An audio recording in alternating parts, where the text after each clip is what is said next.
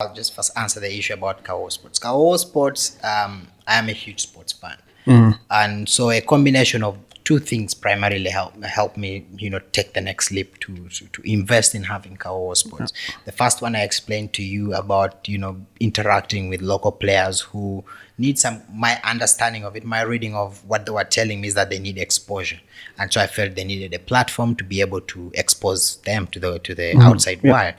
The second part is my own selfish needs. I am a huge sports fan, and I really did not like the fact that the Uganda Cranes could play on a Saturday and then I get to know about the information on a Monday. Because Uganda could go to Cape Verde. That's true. Even if New Vision or Monitor sent someone there, he would go in there and then file his report on the Sunday, and then gets publication on Monday. That's when now I can get all the details about it. And when they do that, it's already 5 paragraphs. But I don't have all the details. I see. And also, after a while, then we would have maybe the radio guys and stuff like that. But then for international matches, then they don't have it. So I really had that problem that even when information would come within 24 hours, New Vision would run it like the next 48 hours. And then the mainstream media had this. I really didn't like it. The tendency to publish digitally 24 hours or like about 12 hours after going on print. So the print would come out, and then Monitor was actually the best. That at midnight, that's when you would get the day's stories. You get after they have gone on print.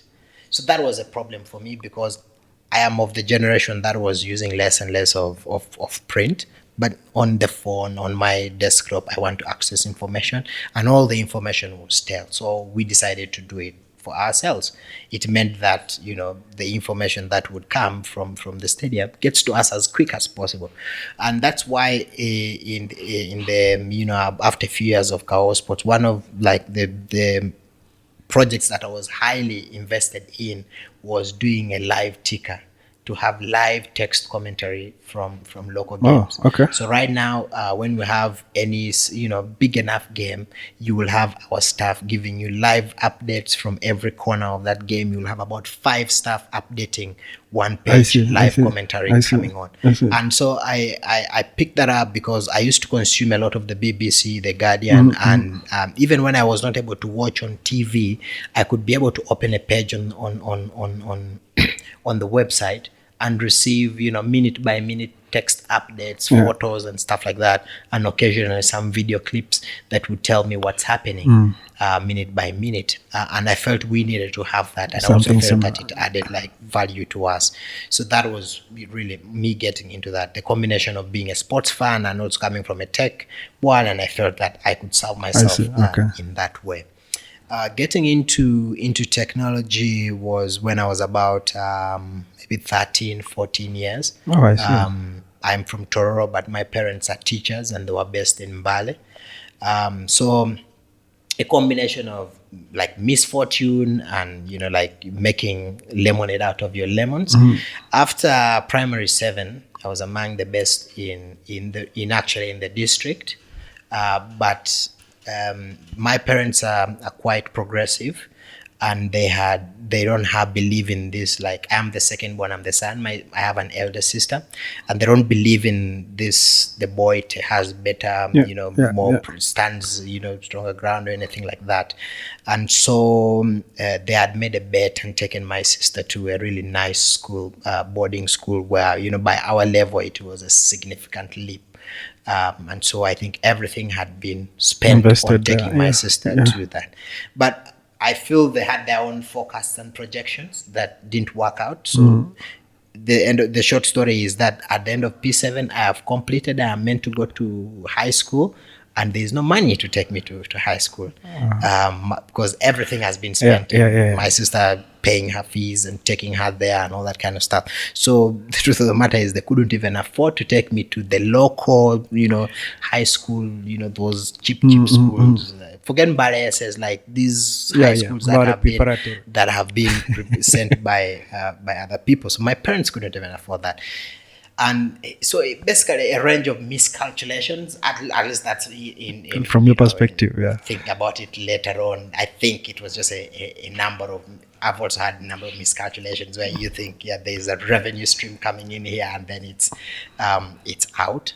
So I think they kept believing that money is coming. That money never came. So I ended up spending a whole year waiting to go to school. While all the neighbors would be going to school, I was just there. So within that year, my mother then makes me, do some form of entrepreneurship, selling food stuff. So I would go to the street and sell boiled yams, potatoes, and stuff like that to people who are heading back home. And so, I get to do that for about a year.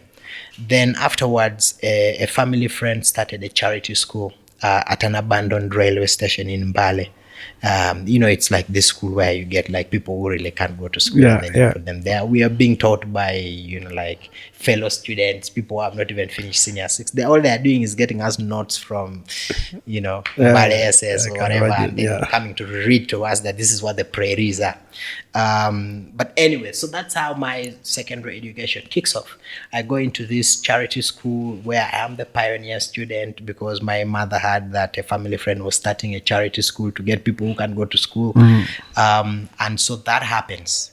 After about 12 months or so, this school ends up having a partnership with a Swedish organization that sends in like exchange students from the Lund University to come and I think get some kind of experience in Africa and stuff like that. So these people would come in with their projects, come and do this, teach about first aid. Think about all the things a teenager or 20-year-old Mzungu can come and teach people. And so in that process, I was friendly with these people, being the pioneer student and all. And that's when I saw them have computers, laptops. I see. So I asked one day, what is this thing that you keep tapping onto every now and then? They tell me those are computers. And even at that point, we didn't have a television. So my inclination was that it's a television. It's a TV, but it wasn't. It was a computer. So they explained to me that we are sending messages to our families. So I'm like, explain all this stuff to me. So they start like explaining about emails, about stuff like that. And I like really, really got interested. And I said, you know what? Show me this stuff. And so I started accompanying them. What would happen is they would type their emails in Microsoft Word. Then they would go to the internet cafe, where internet was 500 shillings per minute. And, dial-up connection. Were those 16 kbps? Something like that is amazing. I still have that sound ringing in my ears when you, and so that is how I get, interested in learn this about stuff. the internet and computers and stuff like that. And, so I would spend as much time with them, learn as much and this is all basic stuff. But whenever they would go, they would bring me software, the latest antivirus, the latest operating system. This is for doing this. This is for doing did that. you ever use Mavis Beacon? All that kind of stuff.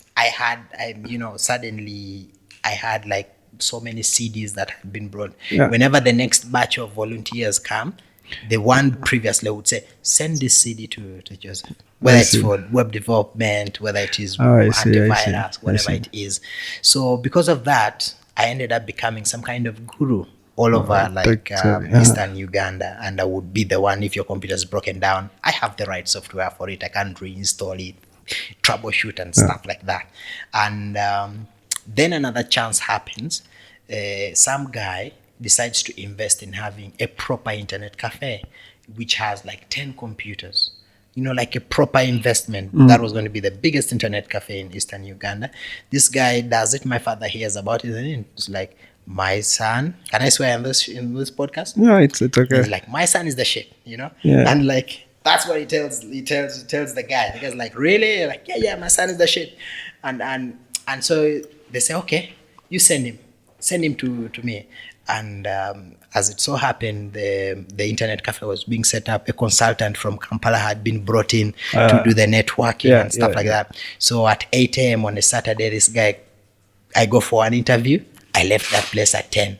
PM, because I like impressed the guy. I already had enough knowledge and I could do almost everything. And so I ended up getting that job. So I became the systems administrator at about 15 years of the biggest internet cafe in Eastern Uganda.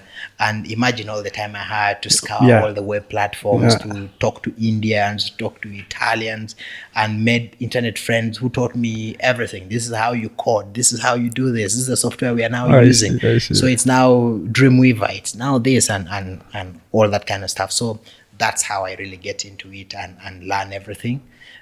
Before continuing with school. And once I continued with school, I just continued. The path doing was clear. it. The only problem is that when now I was meant to go to the university, again the same problem. We couldn't afford to get to university, and I didn't have like a government scholarship. And so my mother is like, you go to the university, find the cheapest course and enroll for it. So that's how I enrolled for psychology and not computer science. Oh, I didn't even know that. And then did 3 years of psychology. But, all those years I would spend in the computer lab of social sciences. I was building websites in that computer lab in the social sciences, and no one had a clue. And that's where I started my company initially as a freelance web developer. But then eventually I started doing all the small things, set up a company here, do this. And before I knew it, I was a tech company and I was doing stuff.